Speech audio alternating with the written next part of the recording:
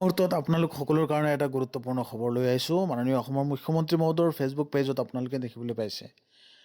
তেওঁ লিখিছিলে যে আমাৰ আই মাতৃ আৰু বাইদেউ ভনীসকলৰ অতিৰিক্ত অনুদানসহ 4 মাহৰ অৰুণোদয়ৰ ধনৰাশি 9,000 টকা কিছু সময় পাছতে প্ৰদান কৰা হ'ব। আমি দিয়া প্ৰতিশ্ৰুতি এয়া এক বাস্তৱ প্ৰতিফলন। হয় ভিউৱাৰ্ছসকল, আপোনালোক সকলোকে এই গুৰুত্বপূৰ্ণ খবৰটো দিবলৈ আজিৰ এই ভিডিঅ'টো আৰম্ভ কৰিছোঁ। মাননীয় অসমৰ মুখ্যমন্ত্ৰী মহোদয় অলপ পিছত এই যিটো অৰুণোদয় আঁচনিৰ 9,000 টকীয়া অনুদান আছে সেইটো আৰম্ভ কৰিব আৰু সেই বিষয়ে মুখ্যমন্ত্ৰী মহোদয় নিজে ফেচবুকত তেওঁ কমেণ্ট কৰিছিলে।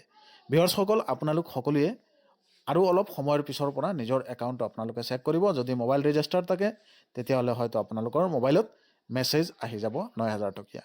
গতিকে ভিডিঅ'টো যিমান পাৰে শ্বেয়াৰ কৰক আৰু আপোনালোকে কোনে কোনে পইচা পাইছে জনাব। যদি কাৰোবাৰ পইচা সোমোৱা নাই অলপ পিছত হ'লেও সোমাই যাব লাহে লাহে। সেই গুড নিউজটো আপোনালোক সকলোকে দিবৰ কাৰণে আৰু মুখ্যমন্ত্ৰী মহোদয়ক আপোনালোকে যদি ভাল পায় এটা ভিডিঅ'টো লাইক কৰিব আৰু কমেণ্ট কৰিব। মুখ্যমন্ত্ৰী মহোদয়ক শলাগ জনাব আপোনালোক সকলোৱে যে এটা মূল্যৱান আঁচনিৰ জৰিয়তে দি আপোনালোক সকলোকে সহায় কৰি আছে। ধন্যবাদ, থেংক ইউ। পৰৱৰ্তী সময়ত নতুন এটা আপডেট লৈ আহিম আপোনালোকৰ ওচৰত। Thank you. জয় আই অসম।